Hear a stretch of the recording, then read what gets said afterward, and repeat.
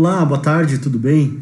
Eu sou o professor Rafael Silveira e hoje eu vou gravar esse vídeo aqui para a gente conversar um pouquinho sobre o gráfico de Levin-James.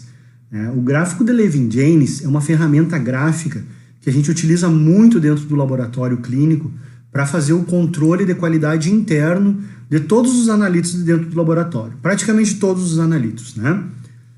Esse gráfico de Levin-James, ele nos mostra de uma forma muito clara se está ocorrendo algum problema num equipamento ou num reagente, ou tem alguma outra coisa, algum outro processo que esteja atrapalhando a qualidade do resultado daquele analito que a gente está fazendo o gráfico de Levin-James. Para vocês terem uma ideia, por exemplo, os testes de bioquímica, para cada teste, quando a gente faz um controle de qualidade interna, a gente vai gerar um gráfico de Levin-James para cada teste para que ele seja analisado individualmente. Por quê? Porque o que a gente não quer que aconteça dentro do laboratório é algo que a gente chama de imprecisão, que é o que está neste primeiro alvo à esquerda. Quer dizer, o controle da qualidade ele está sendo utilizado na rotina, mas cada dia ele está dando um valor diferente e ele nunca está dentro da meta, do centro da meta, no caso do alvo ali. No alvo número 2, que a gente vê onde não existe muita exatidão, apesar de haver precisão, o que acontece? Todos os resultados estão precisos no mesmo local, só que eles não estão exatos, ou seja, eles não estão no centro do alvo, que é exatamente ao contrário do último alvo que a gente apresenta, que é o mais desejado no controle de qualidade, é onde ocorre uma precisão e uma exatidão das nossas corridas analíticas dos testes, para que aí sim a gente tenha um controle de qualidade confiável com resultados laboratoriais também confiáveis. Mas da onde que vem o gráfico? Como é que funciona este gráfico? Então primeiro eu vou explicar da onde que ele vem o gráfico da Levin-James e lá no final a gente vai fazer um exercício para ficar bem claro. Ele vem através de uma distribuição que a gente chama de distribuição de Gauss, distribuição normal ou distribuição gaussiana. Então, quando a gente pega um ensaio e, por exemplo, repete ele 100 vezes, que é o exemplo que a gente vai fazer aqui, a gente vai pegar um controle do colesterol, cujo valor é 200 mg por decilitro, e nós vamos rodar ele 100 vezes no equipamento, nós vamos perceber que não tem como a 100 vezes ter o mesmo resultado, por exemplo, de 200. Vai haver essa distribuição, né, gaussiana, que a gente chama, certo? Mas até onde ela permite manter a qualidade de um teste dentro do laboratório e a partir de que valores que ocorrem nessa distribuição que não são mais aceitáveis. Claro que para a gente entender isso nós vamos ter que estudar posteriormente as regras de Westiger, que eu vou explicar num outro vídeo. Hoje nós realmente vamos falar somente do gráfico de Levin-James. Então, dessa distribuição gaussiana, a gente vai fazer um gráfico da distribuição gaussiana, certo? Aonde existe uma média bem na linha central, na parte mais alta do gráfico, e depois a gente vê menos 1 ou mais 1 desvios padrões, menos 2 ou mais 2, menos 3 ou mais 3, e embaixo a gente percebe qual é o percentual de número de amostras que vai acontecer em cada uma desses gráficos. Mas esse gráfico é só uma base para a gente ver como que vai funcionar.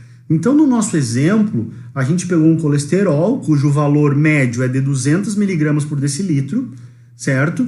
E foi definido que o desvio padrão é de 4 mg por decilitro. Aqui uma dica bem importante. A unidade de medida do desvio padrão é a mesma unidade de medida do teste. Então, por exemplo, se nós estamos dosando um colesterol cuja unidade de medida é miligramas por decilitro, o desvio padrão também deve ser calculado sobre miligramas por decilitro. E como que eu calculo esse 1, 2 ou 3 desvios padrões? É simples. O mais um desvio padrão, tu vais pegar o 200, somar com 4, vai dar 204. O menos um desvio padrão, tu vai pegar os 200, diminuir de 4, vai dar 196. Então, bem como está na tela ali, quando for 2 desvios padrões, tu vais fazer 2 vezes 4, que dá 8. 8 mais 200 dá 208, temos o mais 2 de desvio padrão. 2 vezes o 4 dá 8, menos o 200, nós temos o menos 2 desvios padrões, que é 192 mg por decilitro. Assim com os 3 desvios padrões e assim sucessivamente. Tá? Então, olha como que esse gráfico vai aparecer no gráfico de distribuição gaussiana. Ó, o mais ou menos um desvio padrão é a grande maioria, certo? 68,24%. Depois, os 2 desvios padrões ficam em 95,4%. E os 3 desvios padrões é onde engloba toda a distribuição gaussiana. Mas o que nos interessa entender esse gráfico é que esse gráfico, quando a gente simplesmente vira ele assim, ele acaba se transformando no gráfico do Levin-James, onde nós temos ali na linha azul o 200 miligramas, que é a média, e já calculado conforme o nosso exemplo, o mais 1, o mais 2 e o mais 3 desvios padrões, assim como o menos 1, o menos 2 e o menos 3. E como é que isso vai funcionar na rotina laboratorial?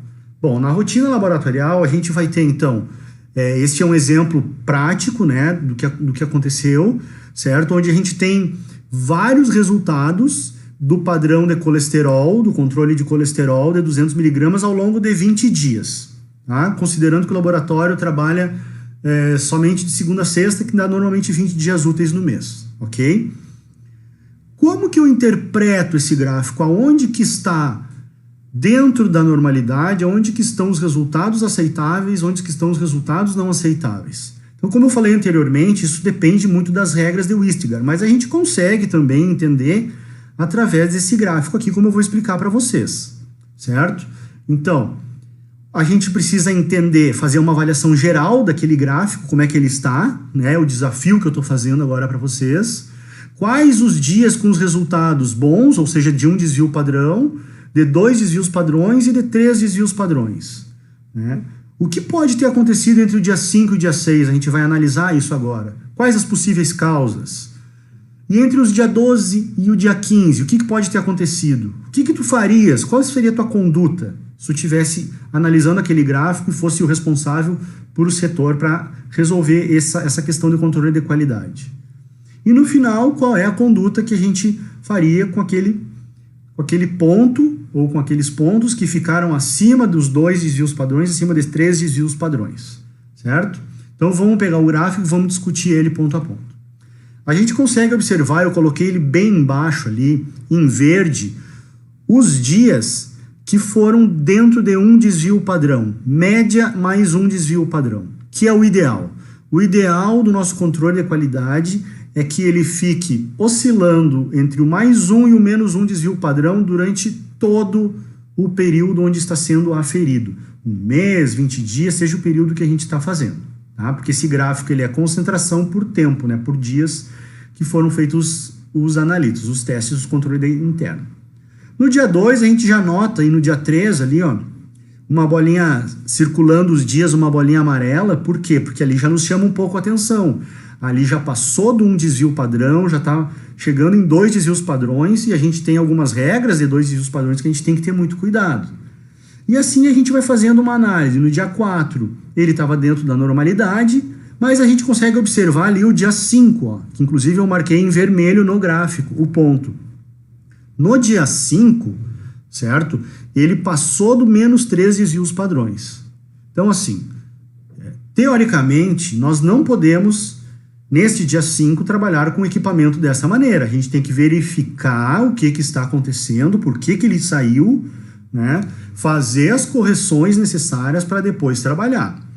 Eu sempre sugiro que a gente deixe esse ponto no gráfico e coloque uma observação, que são as ações corretivas que a gente faz, né, e que a gente deve registrar isso, dizendo que no dia 5, na primeira rodada, o controle de qualidade interno deu fora dos 3 desvios padrões, e aí foi tomada tal e tal conduta. Quando ele rodou de novo o desvio, ele deu dentro de um desvio padrão ou 2 desvios padrões, que são os valores aceitáveis, e o equipamento foi liberado para trabalhar dentro desse analito.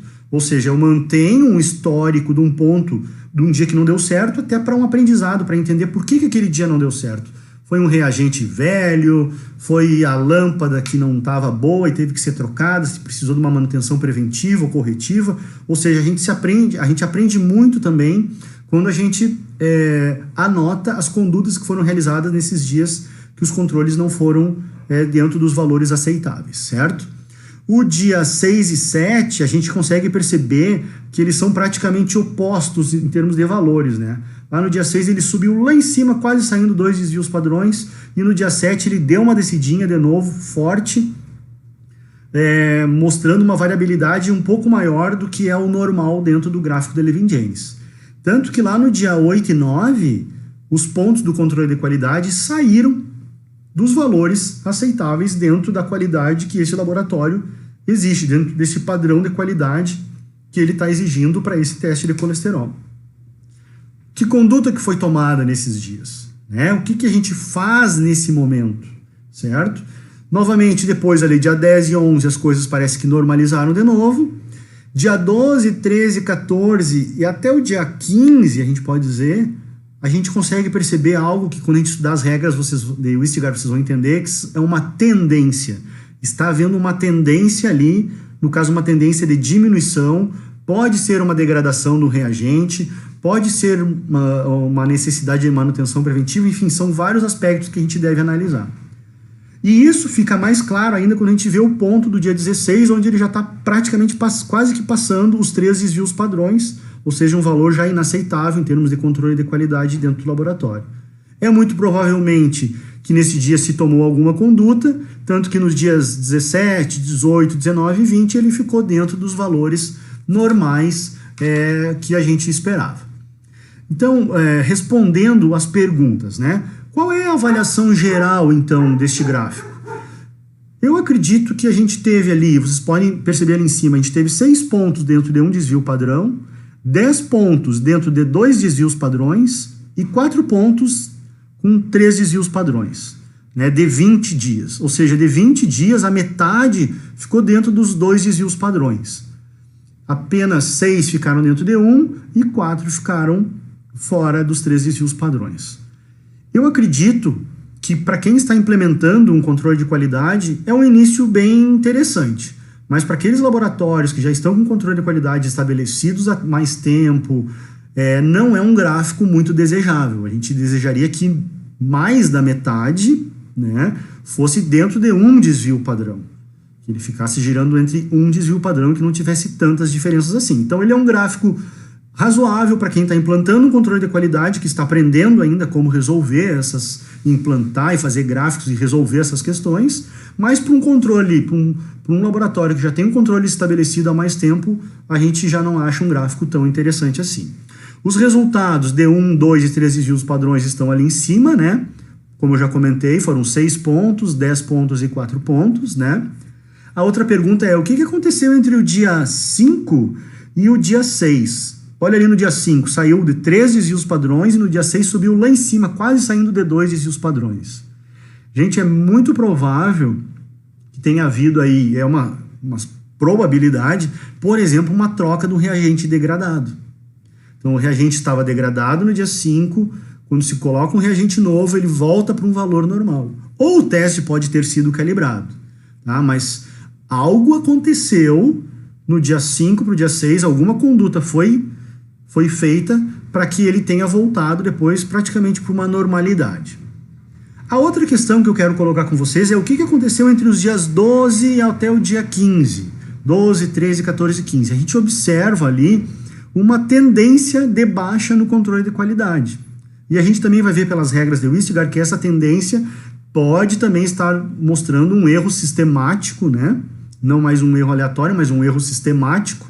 Lembrando que no dia 5 pode ter sido um erro aleatório, também, e depois foi repetido e aconteceu do valor da normal, mas entre os dias 12 e 15 a gente está vendo um erro sistemático, que também pode ser por motivos de reagente degradado, às vezes até o controle pode estar contaminado ou degradado, o equipamento pode estar necessitando de manutenção, enfim, existem vários fatores que podem estar fazendo essa tendência de diminuir. Assim como essa tendência poderia estar acima da média, também seria uma tendência de alta se ela estivesse ocorrendo entre a linha verde e a linha amarela do mais 1 entre o mais 2 desvios padrões, certo? Então, uma tendência nunca é muito bom que tu fique abaixo sempre da média ou sempre acima da média. E qual a conduta quando deu fora dos 3 desvios padrões? Vamos pegar como exemplo o dia 5, aquilo que a gente já mais ou menos comentou, O equipamento não pode trabalhar com esse tipo de resultado de controle de qualidade. Então, num primeiro momento, a gente repete o teste para ver se não foi um erro aleatório, Não sendo um erro aleatório, aí vem muito da experiência de cada profissional. Eu costumo dizer que a estatística ela deve nortear o controle de qualidade dentro do laboratório, mas as decisões elas devem ser baseadas também na experiência e no conhecimento de quem é o responsável por fazer e por analisar esses gráficos. Então, muitas vezes, as pessoas podem ver ali no dia 5, deu fora da curva completamente, vou calibrar o aparelho. Eu não faço isso particularmente. Eu primeiro repito para ver se não foi um erro aleatório, e após essa repetição eu vou mais ou menos num fluxograma assim, reagente está normal, reagente está ok, né? Está tudo certinho, né? O controle nos outros testes deu bom também, não foi será que não foi uma degradação, uma contaminação desse controle? Né? Então, uma outra análise que a gente tem que fazer. Quer dizer, outros testes também tiveram resultados ruins ou foi só esse analito do colesterol? Então, tudo isso vai te ajudando e vai filtrando as opções para te poder tomar uma conduta e chegar num resultado de controle de qualidade que te permita ter confiança no resultado que tu está largando com precisão, com qualidade, certo? Então, pessoal, este é uma pequena dica sobre o gráfico de Levin-James, né? Existem softwares que fazem isso, existem automações que já fazem isso mesmo quando tu corre, né? Além disso, tem softwares que também tu pode comprar separado e utilizar, mas uma coisa é certa, onde não houver um equipamento com controle interno de qualidade bem estabelecido, com critérios que realmente garantam a qualidade do resultado laboratorial, não adianta a máquina ser a mais moderna, que ela vai causar erros dentro da rotina laboratorial. Então, o controle da qualidade é fundamental e é uma questão de sobrevivência, tá, dentro da área de análises clínicas, e isso a gente não pode abrir mão nunca. Certo, pessoal? O próximo vídeo eu vou gravar algumas regras de Wistigar para a gente poder aplicar melhor no gráfico da Levin-James, ok? Se você ainda não se inscreveu, se inscreva no nosso canal aqui. Sempre eu vou estar postando alguns vídeos, daqui uns dias eu vou largar alguns casos clínicos para a gente discutir. Então se inscreva no nosso canal ali, se curtiu, dê um like, certo? Para a gente poder manter esse trabalho funcionando. Um forte abraço a todos.